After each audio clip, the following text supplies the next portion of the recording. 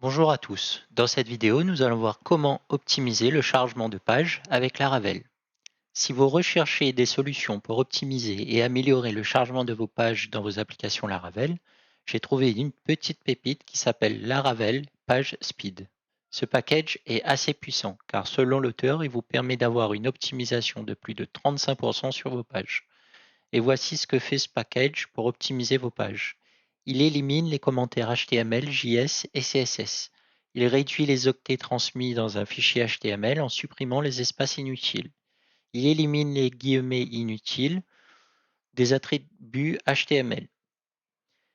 Il injecte des balises dans le head pour permettre au navigateur d'effectuer une prélecture DNS. Il supprime les URL en les résolvant, en les rendant relatives à l'URL de base de la page.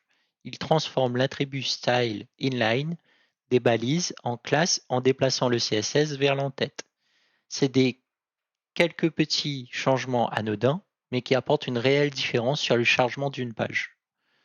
Donc pour l'installation, on va ouvrir un nouveau terminal et on va taper Composer, Require, Renato Marino / Laravel page speed. On patiente tranquillement durant l'installation.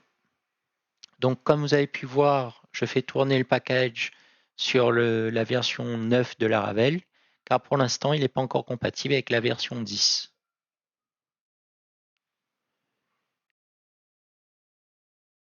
Une fois que l'installation est faite, nous allons publier le vendor grâce à PHP Artisan Publish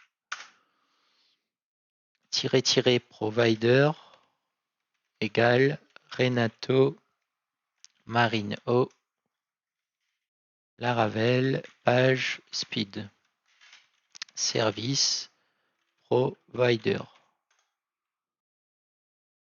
Une fois que c'est fait, nous allons ouvrir le fichier app http kernel.php et nous allons rajouter les middleware suivants. Je vous invite à mettre en pause la vidéo pour pouvoir recopier tranquillement l'ensemble des middleware qui vont être ajoutés. Donc voilà. Ensuite, à titre informatif, si vous souhaitez ignorer des fichiers complémentaires ou jouer sur la configuration, vous devez aller dans le dossier config laravel pagespeed.php. Ici, vous pouvez décider d'activer ou de désactiver l'optimisation. Et ici, vous pouvez exclure tout ce que vous voulez au niveau de l'optimisation. Donc, on va voir l'impact que ça a sur la page. Donc là, on fait page source.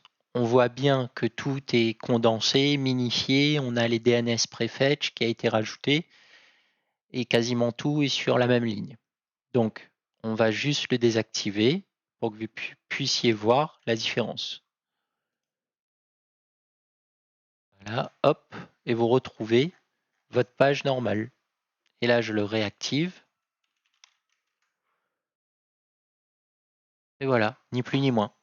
Donc là, c'est sûr, on a un exemple pas très parlant parce qu'on est sur un projet de test. Le projet, il est court, il n'est pas relativement lourd.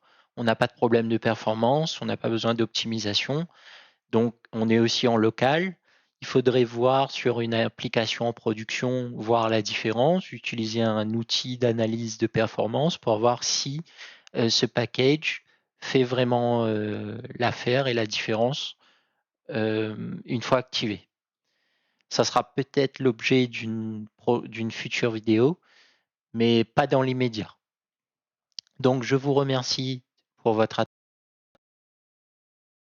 Je vous dis donc à bientôt dans la prochaine vidéo.